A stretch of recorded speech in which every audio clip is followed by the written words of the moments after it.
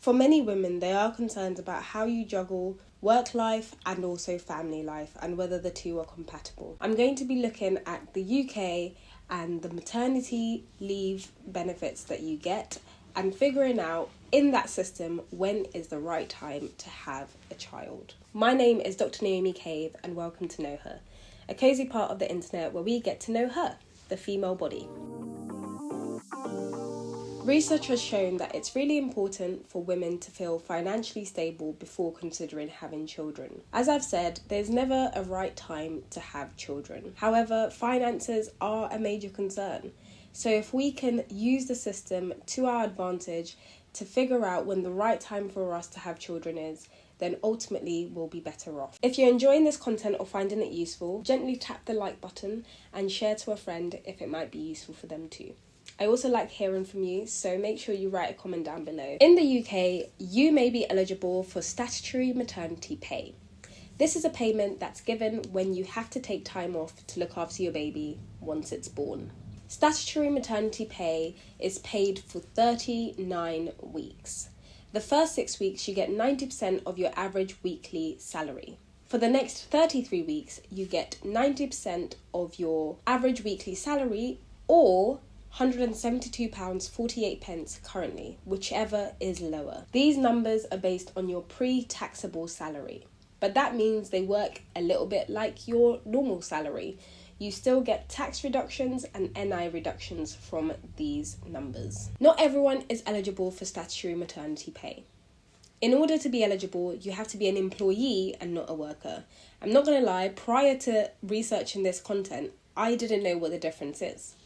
But you are likely to be a worker if the following apply to you. I'm just going to read off the list because it's a long list. If you only occasionally do work for a specific business, if the business does not have to offer you work, but if they do offer you work, you do not have to accept it. Their contract with the business uses terms like casual, freelance, 0 hours, as required, or something similar. This is where it gets a bit confusing and I don't understand. So it says they had to agree with the business terms and conditions to get work, either verbally or in writing. They are under the supervision or control of a manager or director. It also says that you cannot send someone else in your place to do your work. The business deducts tax and national insurance contributions from their wages. The business provides materials, tools or equipment they need to do their work. I'm not gonna lie, the last 4 or 5 on the list apply to me.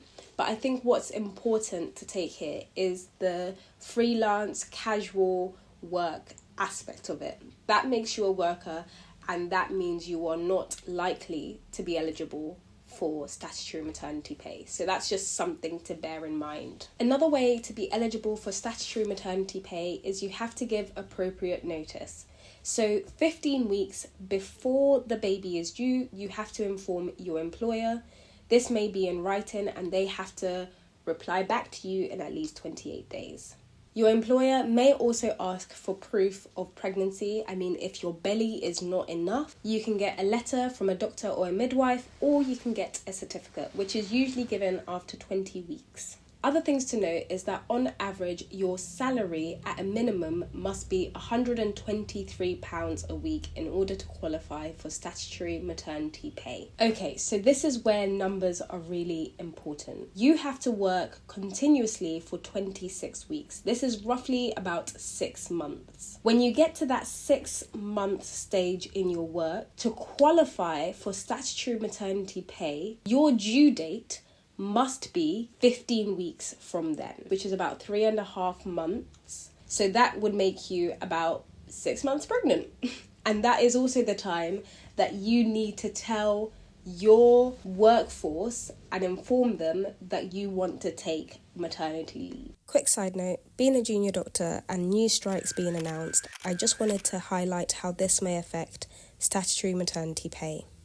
So according to the BMA, participating in strike action could actually affect how your employer calculates this 26-week period. If you strike on any day in a week, your employer may discount the whole week in which you took action from their calculation of a period of continuous employment needed to qualify for statutory maternity pay. One thing to also note is a discounted week does not break your overall continuity of employment. So if we look at when is the right time to have a baby in order, let's say, to qualify for maternity pay, if we're just looking at the numbers, one could say the absolute latest that you could be pregnant is 1 to 2 months before starting your job.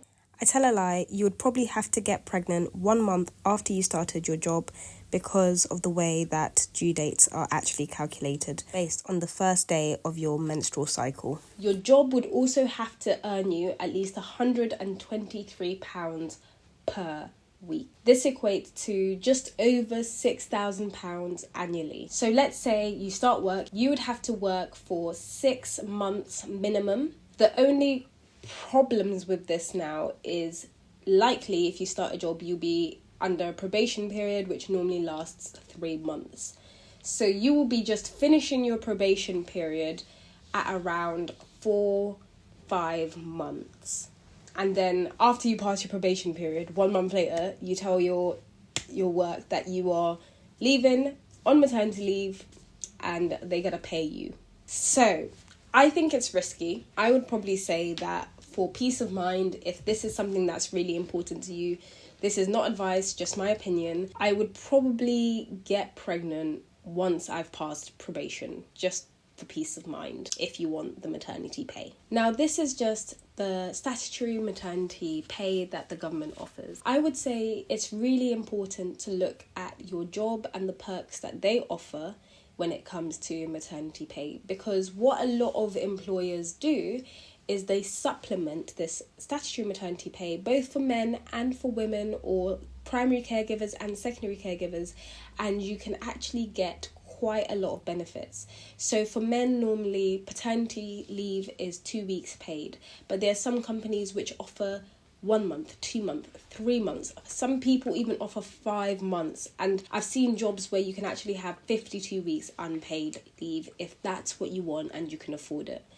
It's the same for women, and actually I'll give you a bit of a background on the NHS where I work. Now, whilst you might be eligible for the statutory maternity leave, your employer may require extra requirements for you to be eligible for their maternity pay. Now, in order to qualify for my employer's maternity pay, by the time I have 11 weeks before my due date, so 2.5 months, 2.6 months before the due date, I should have been working in the NHS for at least 12 months continuously. Let's take my example. I started work in August. When I get to my first year anniversary working in the NHS, for example, the earliest or the most pregnant I could be and still be eligible for their maternity pay is 7 months pregnant.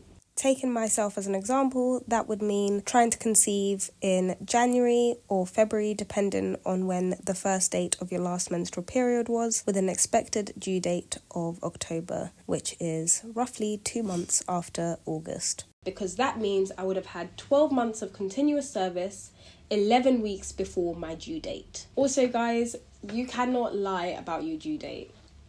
They don't take word of mouth as evidence. And remember, due date is not based on the date of conception or how long you've actually been pregnant. It's actually based on the last menstrual period start date. So just bear that in mind before you make all these calculations. Right, so let's get into the numbers. So with the NHS, I can get 8 weeks full pay. For the next 18 weeks, I can get half pay plus statutory maternity pay, providing that the total does not exceed my full pay. So it will try to top it up so that I get my full pay. For the next 13 weeks, I get statutory mandatory pay, and for the next 13 weeks, I'll get unpaid leave. This is all so confusing, but what you can do in cases of my employer is I can ask them to just clump all the money together and pay me the same amount for 52 weeks, if that's what I wanted. So, when is the right time to have a baby when it's regarding your work? I would say if it happens, it happens. But if you can get maternity pay, it helps with the finances, it helps with the mental stress of financial planning. So maybe this is something you can think about before having a baby.